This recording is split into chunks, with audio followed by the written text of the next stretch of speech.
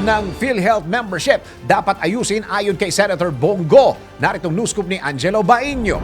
Ipinunto ni Senator Bongo ang pangangailangan para sa mas maayos na proof ng membership sa PhilHealth sa isang pagdinig ng Senate Committee on Health noong January 16. Bilang chairperson ng komite, binigyang din niya na maraming miyembro ang hindi alam na sila ay kasapi dahil sa kakulangan ng tamang dokumentasyon na kadalasan ay papel o karton lang. Iminungkayan ni Senator Bongo na i-laminate ang mga proof upang agad itong magamit sa pag-avail ng mga benepisyo. Binanggit niya rin na may mga taong iniiwasan ang pagpapacheck up dahil takot sa gastusin at hindi nila alam na sila'y miyembro ng PhilHealth. Sa ngayon po ba, Mr. Ledesma, pag anong proof mo ng membership ng PhilHealth sa ngayon, papel or card? Baka pwede niyong pag-aralan na pagdating sana ng panahon, meron tayong maganda, presentable na card or i-laminate niyo lang yung sabi niyong cardboard ninyo or yung papel ninyo, i-laminate niyo lang na yung membro, meron silang bit-bit, wala silang pangamba, na ipipresenta nila ito sa mga